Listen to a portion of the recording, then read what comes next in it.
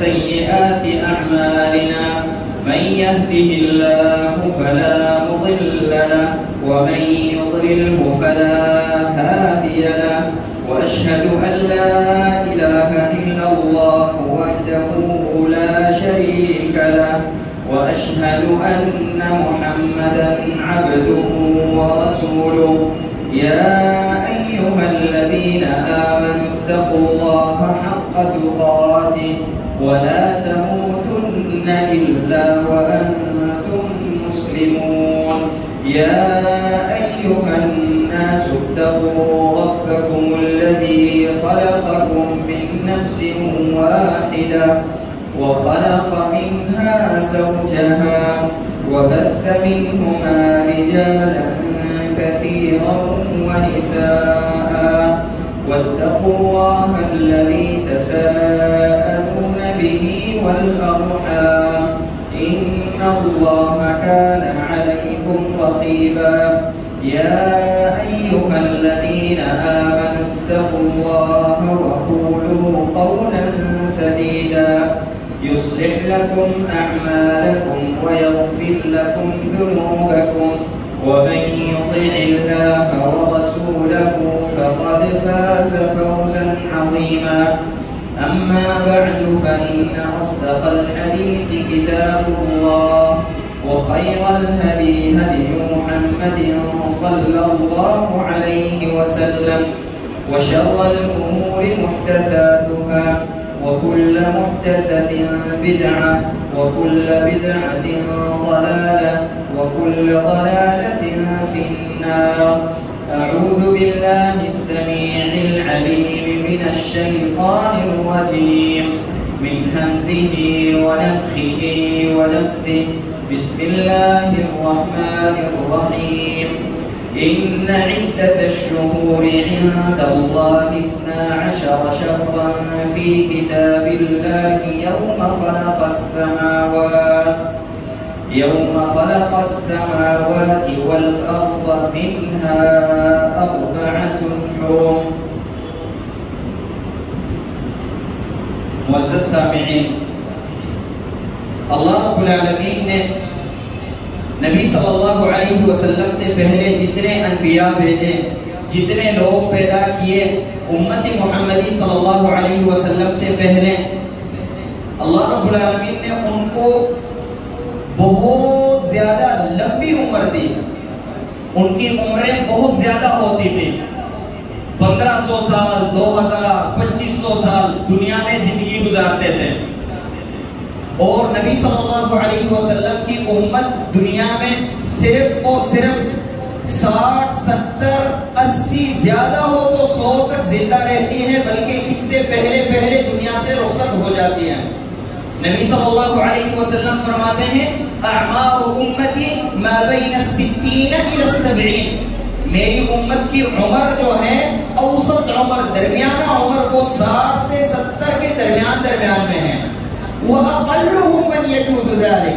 اور بہت کم لوگ ہیں جو 70 سے آگے گزر جاتے ہیں. اور یہی بات ہے ہم اگر معاشرے میں دیکھیں آس پاس تو بہت کم لوگ ہمیں نظر آئیں گے جن کی عمر 70 سے زیادہ ہو. وَإِلَّا 70 سے پہلے دنیا سے رخصت ہو جاتے ہیں. اس کا مطلب یہ ہے کہ نبی صلی اللہ علیہ وسلم سے پہلے جتنے لوگ تھے وہ اپنے رب کو راضی کرنے میں 1500 سال لگاتے تھے. 1500 سال میں، 2000 سال میں نیک اعمال کرتے تھے، بہت زیادہ نیک اعمال. تو امت محمدی صلی اللہ علیہ وسلم کو ٹائم بہت کم ملا، ان کو ٹائم زیادہ ملا. تو نتیجہ یہ نکلے گا کہ جنت میں اعلیٰ مقامات پہ وہی لوگ فائز ہوں گے. امت محمدی صلی اللہ علیہ وسلم اعلیٰ مقامات پہ فائز نہیں ہو سکے گی. نتیجہ یہی ہے. لیکن اللہ رب العالمین نے امت محمدی صلی اللہ علیہ وسلم پہ کچھ خاص انعامات کیے. ان انعامات میں سے ایک انعام یہ ہے کہ اللہ رب العالمین نے ان کو عمر تو کم دی ہے، لیکن اس کم عمر میں بعض مواقع، بعض چانسز دیے ہیں اللہ رب العالمین نے. اگر اس میں کوئی انسان عمل کرے، عمل تھوڑا ہوگا لیکن اجر اس کو زیادہ ملے گا.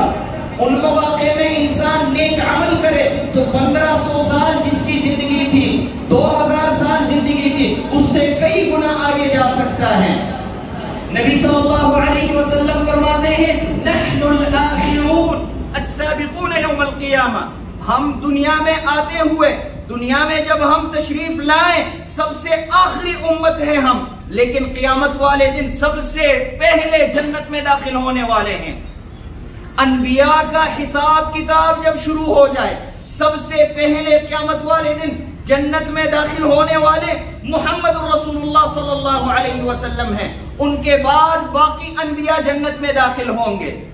انبیاء کے بعد امتیوں کا سلسلہ جب شروع ہو جائے، امتیوں میں سب سے پہلے نبی صلی اللہ علیہ وسلم کی امت جنت میں داخل ہوگی۔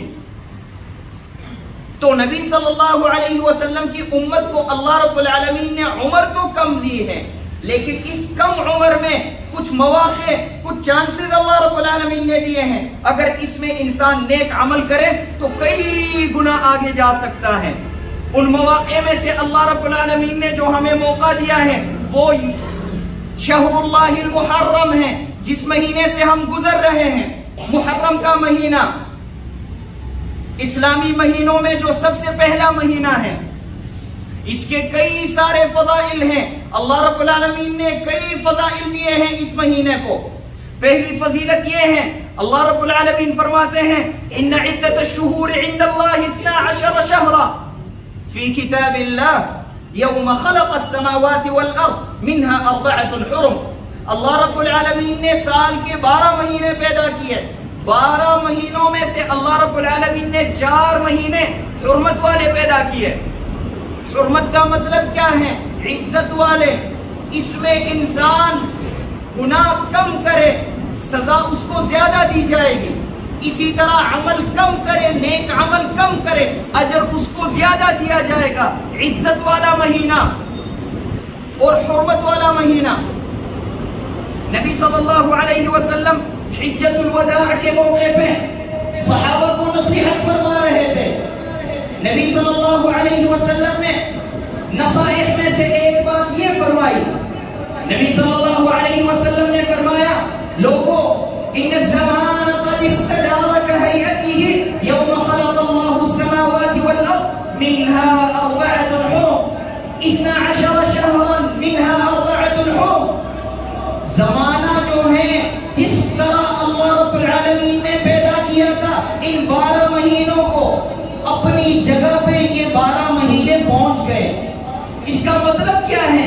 استدار كهيئته، مطلب اس کا یہ ہے کہ مشرکین مکہ اور اسی طرح جاہلیت کے دور میں جو لوگ ہوتے تھے وہ حرمت کے مہینوں کو آگے پیچھے کرتے تھے اپنی مرضی کے مطابق، لیکن نبی صلی اللہ علیہ وسلم جب دنیا میں تشریف لائے، نبی بن کے دنیا میں آئے اور لوگوں کو نبی صلی اللہ علیہ وسلم نے دعوت دی، لوگوں کو نبی صلی اللہ علیہ وسلم نے سمجھایا، اس کے بعد لوگوں نے اشہر الحرم کو اسی جگہ پہ رکھا جہاں پہ اللہ رب العالمین نے رکھا ہے۔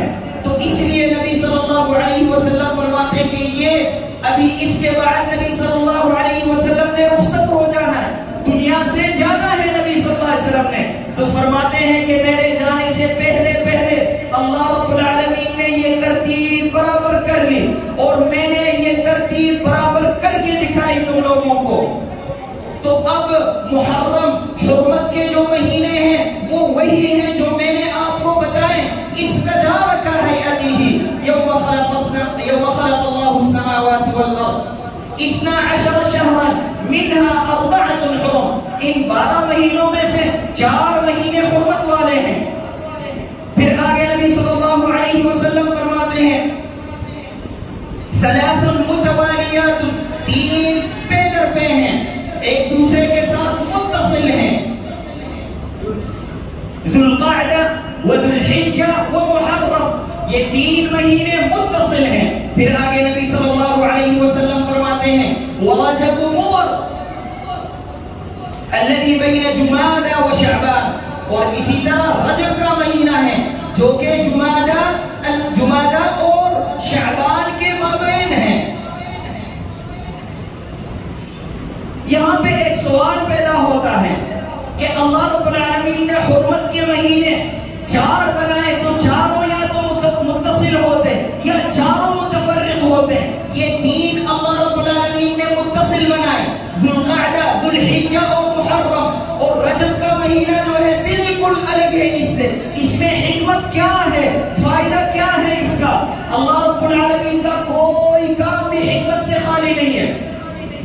سوال کا جواب عماد الدین ابن کثیر رحمہ اللہ نے فرمایا، حافظ ابن حجر عماد الدین ابن کثیر رحمہ اللہ فرماتے ہیں اللہ رب العالمین نے یہ 3 مہینے حرمت والے متصل اس لیے پیدا کیے کہ ذو الحجہ کے مہینے میں لوگ حج کرتے ہیں، تو حج کے لیے جب جاتے ہیں تو 1 مہینے کی ضرورت ہے، لوگ سفر کریں گے، تو اللہ رب العالمین نے ذو الحجہ سے پہلا 1 مہینہ دیا حاجیوں کو، مسلمانوں کو، تاکہ حج کرنے کے لیے جائیں، 1 مہینہ بعد میں دیا تاکہ حج کر کے واپس جائیں امن امان کے ساتھ اپنے علاقے میں پہنچ جائے۔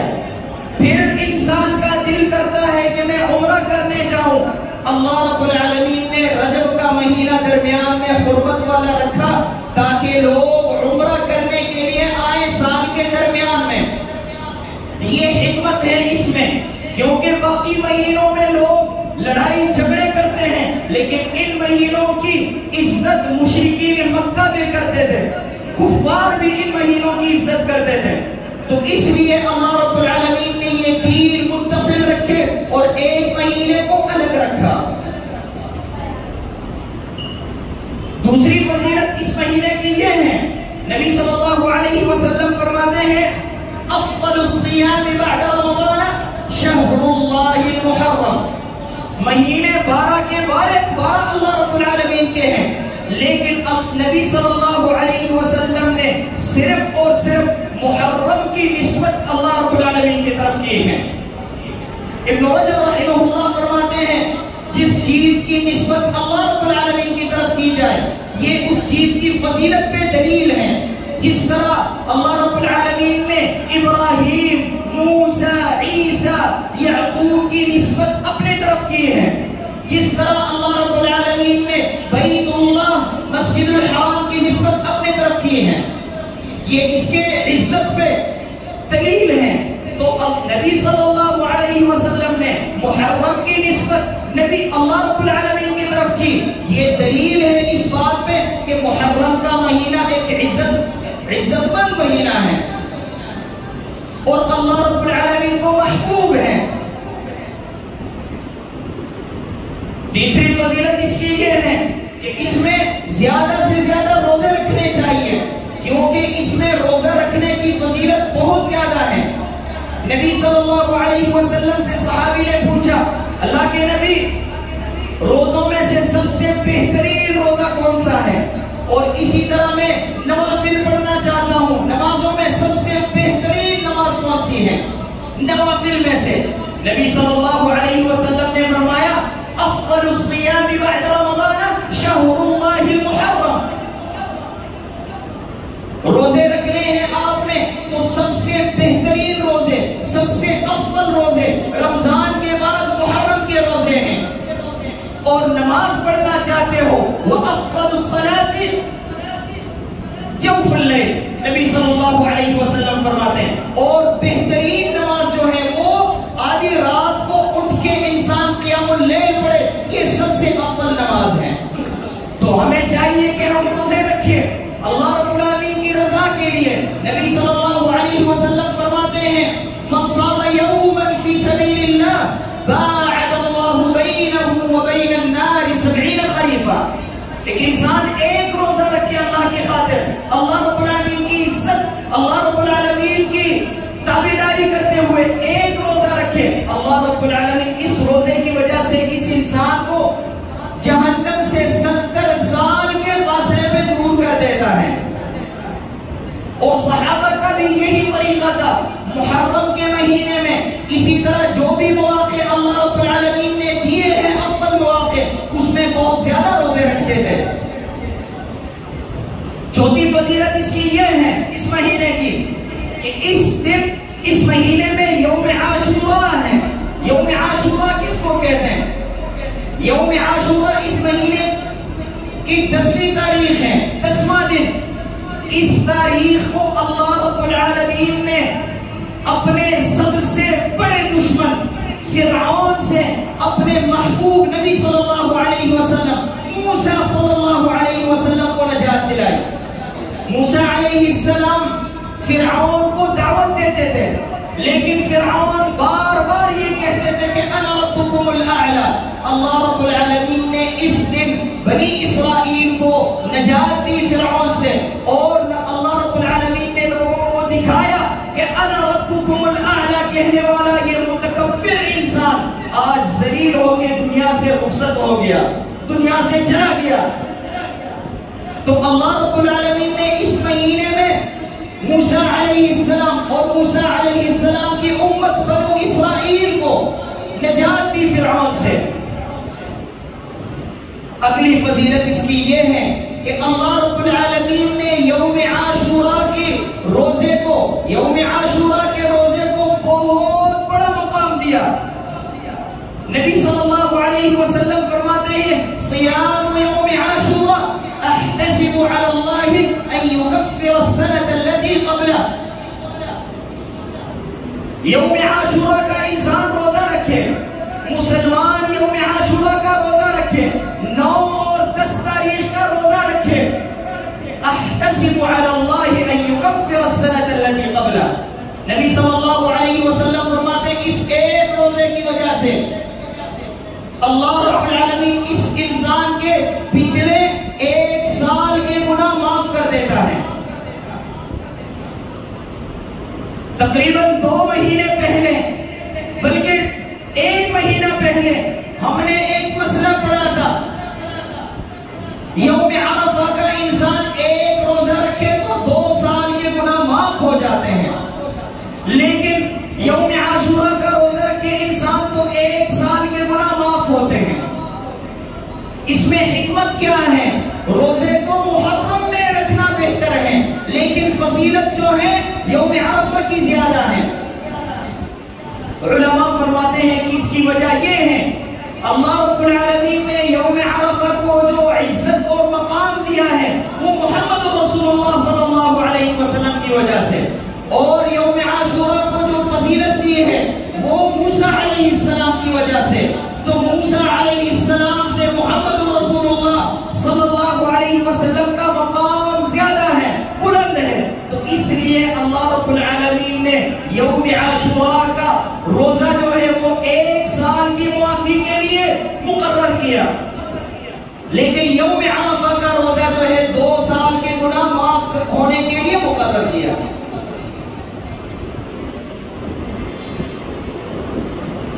تو انسان کو چاہیے کہ اس مہینے میں بہت زیادہ روزے رکھے۔ ابو امامہ الباہلی رضی اللہ عنہ فرماتے ہیں قلت یا رسول اللہ مرنی بأمر يدفعني الله به قال عليك بالصيام فإنه لا مثل له۔ ابو امامہ رضی اللہ عنہ فرماتے ہیں میں نے نبی صلی اللہ علیہ وسلم سے درخواست کی اللہ کے نبی مجھے ایک نیک عمل بتائے جس کی وجہ سے اللہ رب العالمین مجھے اس کا اچھا بدلہ دے، جس کی وجہ سے مجھے فائدہ ملے۔ نبی صلی اللہ علیہ وسلم نے فرمایا روزے رکھو، زیادہ سے زیادہ روزے رکھو، فَإِنَّهُ لَا مِثْلَ لَهُ، کیونکہ روزے کی طرح کوئی عمل نہیں ہے۔ تو ہمیں بھی چاہیے کہ ہم اس مہینے بہت زیادہ روزے رکھیں، خاص کر 9 اور 10 تاریخ کا روزہ ضرور رکھیں۔ صحابہ بھی 9-10 تاریخ کا روزہ رکھتے تھے، ویسے بھی زیادہ روزے رکھتے تھے، لیکن یوم عاشوراء کی خاص پابندی کرتے تھے۔ الربیع بنت معوذ ابن عفراء رضی اللہ عنہا فرماتی ہیں کہ ہم بڑے تو ویسے بھی روزہ رکھتے تھے یوم عاشوراء کے، ہم چھوٹے چھوٹے بچوں کو بھی روزے رکھواتے تھے، اور پھر کپڑے کے بنے گڑیا وہ ہم ان کو پکڑاتے تھے تاکہ اس کے ساتھ مصروف ہو یہ بچے۔ جب یہ کھانا پینا کوئی چیز مانگتے تھے تو ہم ان کو باہر لے کے جاتے تھے، گھر سے باہر نکالتے تھے تاکہ یہ کھانا پینا بھول جائیں، مغرب تک روزے رکھے۔ تو صحابہ کا طریقہ یوم عاشوراء کے ساتھ یہ تھا، صحابہ کا عمل یہ تھا، خود تو روزہ رکھتے تھے، اپنے چھوٹے چھوٹے بچوں کو بھی روزے رکھواتے تھے۔ تو ہمیں چاہیے کہ یوم عاشوراء کا روزہ ہم بھی رکھیں اور گھر میں سب کو رکھوائیں۔ الحمدللہ رب العالمین والصلاة والسلام على اشرف الانبیاء والمرسلین محمد بن عبداللہ صلوات اللہ وسلامہ علیہ۔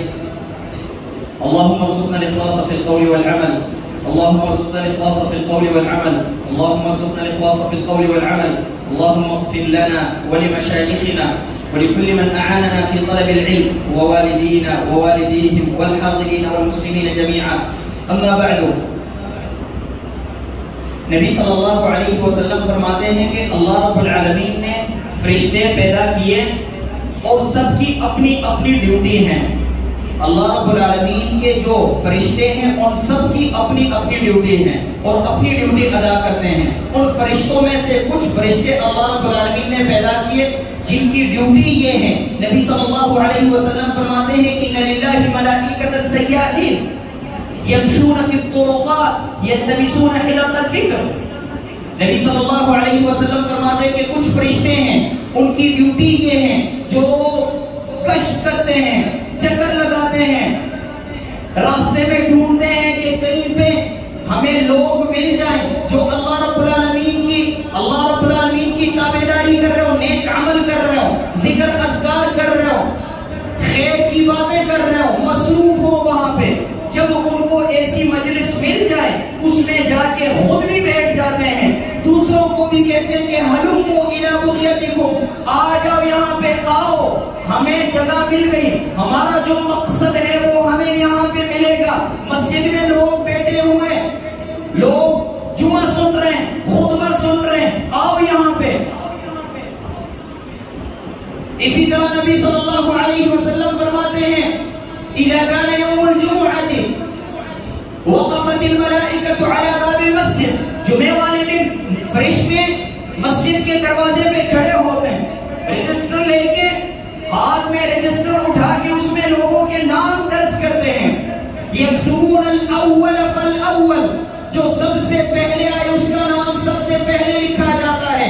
اسی ترتیب سے سب کے نام لکھے جاتے ہیں. آگے نبی صلی اللہ علیہ وسلم فرماتے ہیں فَإِذَا حَضَرَ الْخَطِيبُ، جب خطیب حاضر ہو جائے اور خطبہ شروع ہو جائے، قَوَوْا صُحُفَهُمْ، یہ اپنے رجسٹر بند کر کے يَسْتَمِعُونَ الذِّكْرَ، پھر آ کے خطبہ سننے کے لیے بیٹھ جاتے ہیں فرشتے. مطلب یہ ہے خطبہ شروع ہونے سے پہلے اگر کوئی انسان مسجد میں تشریف لائے تو اس کا نام اس رجسٹر میں درج کیا جائے گا، اور جو خطبہ شروع ہونے سے پہلے بعد آئے اس کا نام اس رجسٹر میں نہیں ہوگا. تو یہ ہم کتنے بڑے بدنصیب ہوں گے. 7 دن بعد اللہ رب العالمین نے ہمیں یہ موقع دیا، 7 دن بعد یہ چانس ہمیں ملا اور یہ بھی ہم سے ضائع ہو کے چلا جائے. کتنے بڑے بدنصیب ہوں گے ہم. تو ہمیں چاہیے کہ ہم اس کا خیال رکھیں، خطبہ شروع ہونے سے پہلے مسجد میں آئیں اور ساتھ ساتھ دوسروں کو بھی لے کے آئیں. دیکھیں ملائک جب ذکر کی مجلس دیکھیں دوسروں کو بلاتے ہیں ہلموا الی بغیتکم، ملائک دوسروں کو دعوت دیتے ہیں. تو ہمیں بھی چاہیے کہ ہم دوسروں کو دعوت دیں اور ساتھ لے کے آئیں مسجد میں. اللہ رب العالمین ان مسائل پہ اور ان باتوں پہ عمل کرنے کی توفیق مجھے اور آپ سب کو دیں. اللهم صل على محمد وعلى آل محمد كما صليت على إبراهيم وعلى آل إبراهيم إنك حميد مجيد. اللهم أعز الإسلام والمسلمين وأذل الشرك والمشركين ودمر أعداءك أعداء الدين. اللهم آمنا في أوطاننا وأصلح أئمتنا وولاة أمورنا.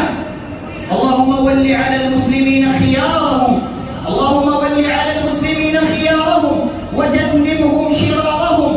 اللهم انصر إخواننا المستضعفين في كل مكان، اللهم انصر إخواننا المستضعفين في كل مكان، اللهم انصر إخواننا المستضعفين في فلسطين. اللهم عليك باليهود الغاصبين، اللهم عليك باليهود الغاصبين فإنهم لا يعجزونك. اللهم عليك باليهود الغاصبين، اللهم عليك باليهود الغاصبين. اللهم أرنا فيهم عجائب قدرتك، اللهم أرنا في اليهود عجائب قدرتك. اللهم دمر ديارهم وخرب بنيانهم وخرب تدابيرهم يا رب العالمين. اللهم إننا نتوسل إليك بأسمائك الحسنى وصفاتك العلى أن تنصر إخواننا المستضعفين في فلسطين وفي كل مكان. اللهم عليك باليهود الغاصبين، اللهم عليك باليهود الغاصبين، اللهم اجعل طائراتهم ودباباتهم غنيمة للمسلمين يا رب العالمين، اللهم اجعل طائرات اليهود ودباباتهم غنيمة لإخواننا المستضعفين في فلسطين وفي كل مكان يا رب العالمين. ربنا آتنا في الدنيا حسنة وفي الآخرة حسنة وقنا عذاب النار. سبحانك اللهم وبحمدك أشهد أن لا إله إلا أنت أستغفرك وأتوب إليك.